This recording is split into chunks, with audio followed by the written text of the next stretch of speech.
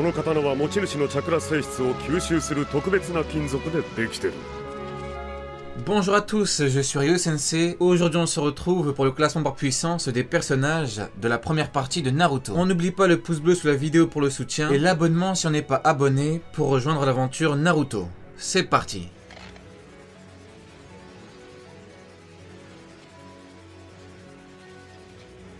On commence directement avec Shino et Kankuro que je place à la même position. Ces deux shinobi ont combattu et on a eu droit à un très bon combat. Shino combat avec des insectes et il est du clan Amburame et Kankuro est un marionnettiste qui vient du village de Suna. Durant le combat, on a eu droit à de la bonne stratégie, des nouvelles compétences, beaucoup de tension et une excellente finalité. Le combat s'est terminé sur une égalité alors que Kankuro était censé être surpuissant. Shino a su parfaitement combattre le frère de Gaara et il nous a montré son très bon niveau. La grande sœur de Gaara et Kankuro, Temari. Temari est puissante, c'est indéniable, mais je la place là pour Kamatari, son invocation qui est beaucoup trop cheatée. Il n'aura fallu qu'un seul instant à Temari pour terrasser Tayuya et découper tous les alentours. Quand on parle de puissance pour un shinobi, il faut bien évidemment prendre en compte les invocations, et celle de Temari nous a démontré sa grande puissance. Aku est un utilisateur d'un puissant Kekkei assez sous-estimé. Aku ne voulait pas ôter la vie de Naruto et Sasuke et il a réussi à les mettre au pied du mur. Le Hioton qui est le Kekkei de Aku est la fusion du Futon et du Suiton. Aku n'a pas montré sa réelle puissance mais son niveau est assez conséquent.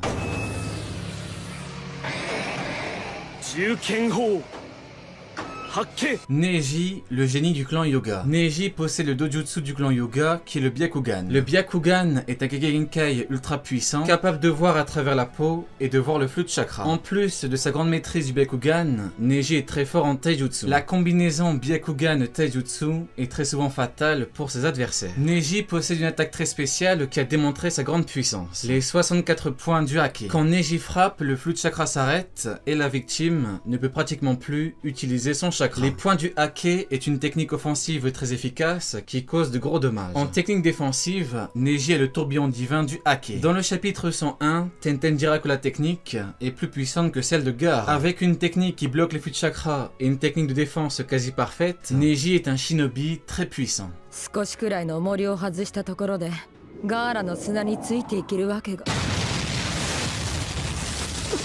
On passe maintenant à Lee, et bien évidemment on peut se demander pourquoi est-ce que Lee est plus puissant que Neji. Eh bien il y a deux principales raisons à ça. La première est la technique des portes. Même s'il n'avait la maîtrise que de 5 portes à cette époque, c'était largement suffisant pour rivaliser et même battre Neji. Quand on voit le combat de Neji contre Naruto, on se dit forcément que Lee n'aurait fait qu'une seule bouchée de Naruto avec 5 portes. Même si bien sûr sans Kyuubi, Naruto n'aurait plus eu de chakra. Malgré cela, Neji a quand même perdu contre Naruto qui n'avait même pas le Rasengan. En fait, le principal défaut de Neji, c'est son manque de résistance. De plus, Rock Lee c'est Taijutsu à 100%, ce qui est parfait contre Neji. La seconde raison, c'est que même Kakashi a dû sortir le Sharingan pour voir ses mouvements et que Neji est en sueur à la vue de la puissance de Rock Lee. Le problème de Lee durant le tournoi, c'est qu'il est malheureusement tombé sur le Genin le plus puissant, Gaara. Maintenant, ce que je peux vous dire, c'est que Rock Lee était le Genin le plus puissant de Konoha durant l'examen des Chunin.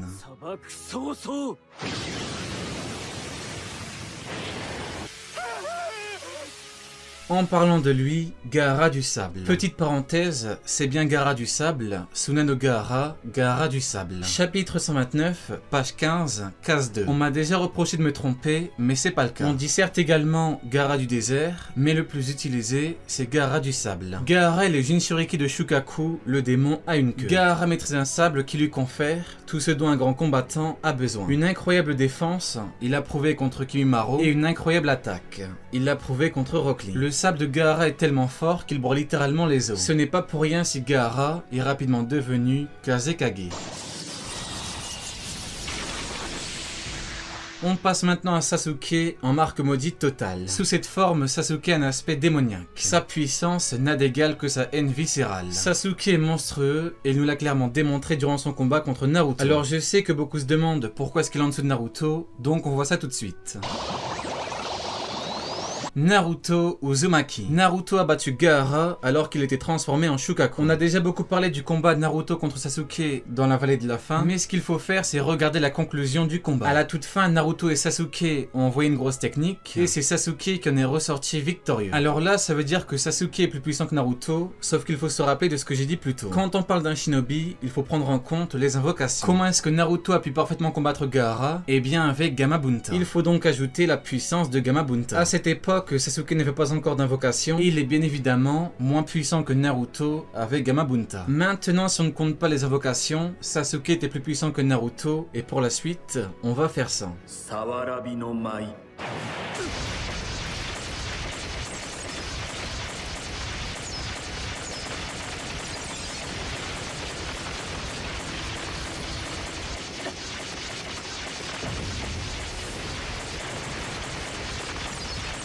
'Kimimaro est dans l'équipe d'Orochimaru et il est un puissant membre du clan Kaguya. Ce clan a la particularité d'avoir un puissant Kage Genkai, le Shikotsu Miyaku. Si vous voulez que l'on voit ensemble sa puissance en détail, dites-le moi en commentaire. Kimimaro est tellement puissant qu'il a réussi à battre Gaara et Lee en même temps. S'il n'avait pas été malade, il les aurait achevés tous les deux. Et ce n'est pas moi qui le dis, mais Gaara. La combinaison marque maudite Kage Genkai l'a rendu ultra puissant.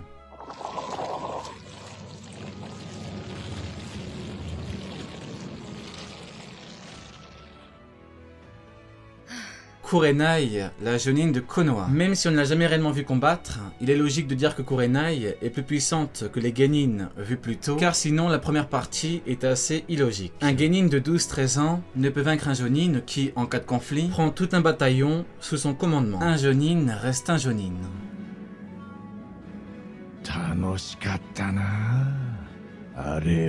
Le démon de Kiri, il ne faut pas l'oublier, un épéiste de la brume. Ninja de rang S, il est donc au minimum de niveau Jonin. En tant qu'épéiste de la brume, Zabuza est de base très puissant. Maintenant, quand on voit les actes, on se rend compte qu'il a vraiment du niveau. Entre son camouflage dans la brume, ses clones à queue, ses blocages sous l'eau, ou encore son dragon à queue, Zabuza possède un gros panel de grosses techniques. この刀は持ち主のチャクラ性質を吸収する特別な金属でできてる。 Jonin de Konoha comme Kurenai, Azuma est un personnage assez sous-estimé. Même s'il est plus faible que Kakashi, Azuma est censé se rapprocher de son niveau au début de Naruto. Les Jonin supérieurs comme Kurenai ou Azuma sont plus puissants que les Jonin spéciaux comme Hibiki ou Genma. De par son rang, Azuma est donc très puissant, mais en plus de ça, c'est le fils de Hiruzen Sarutobi. Malheureusement, elle est tombée contre Kakuzue Hidan, donc le duo immortel, avec des compétences inconnues et surpuissante. Kakashi attaqué. Sensei de l'équipe 7, il est l'un des shinobi les plus puissants de Konoha. Kakashi est le fils du légendaire Sakumo Atake et il est carrément devenu Hokage après Tsunade. Kakashi est connu dans le monde comme étant Kakashi au Sharingan. Kakashi est également connu pour avoir copié un millier de techniques. Même si ce Kakashi est bien plus faible que l'autre, il n'empêche que son niveau est magistral. Kakashi est et restera toujours une figure majeure du plus grand village de tous les temps, Konoha.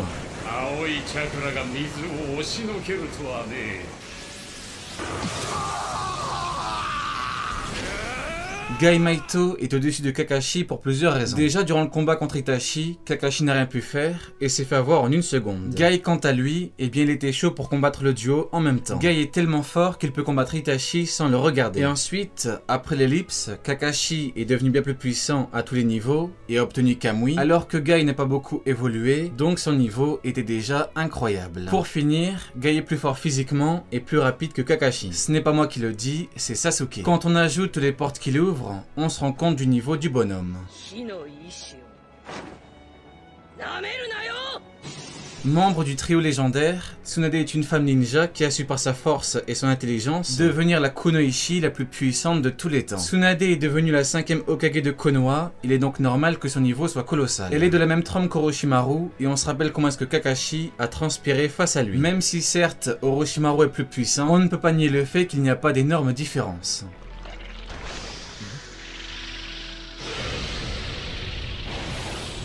Antagoniste principal du début de Naruto. Orochimaru est la définition même d'excellent antagoniste. Masashi Kishimoto l'a parfaitement géré de A à Z. Que ce soit son chara-design, ses techniques, ses ambitions ou ses combats, tout est parfait. Sa puissance est juste phénoménale.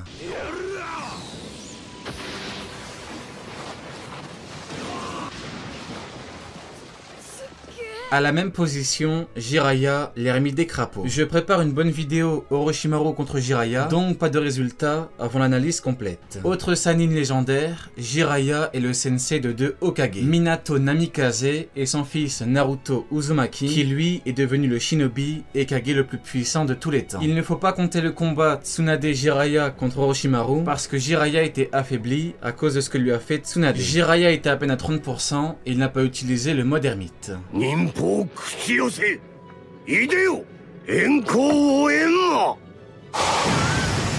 Et enfin le troisième Hokage de Konoha, Hiruzen Sarutobi. Surnommé le dieu des shinobi, il a repris le surnom de Hashirama Senju. Hiruzen avait également comme surnom le professeur parce qu'il connaissait tous les jutsu de Konoha. Hiruzen avait comme sensei Tobirama et Hashirama qui sont de grandes légendes. Il était le mur qui séparait Konoha des ennemis. L'Akatsuki a attendu son décès pour s'en prendre au village. Hiruzen est incontestablement le ninja le plus puissant de son époque. Même âgé, il a réussi à combattre Orochimaru, Hashirama et Tobirama en même temps. Il restera dans la légende comme ayant été un très grand chef et comme étant le Hokage qui a gagné 2 grands conflits ninja. Allez, Diane, tu n'auras pas regardé ma vidéo pour rien.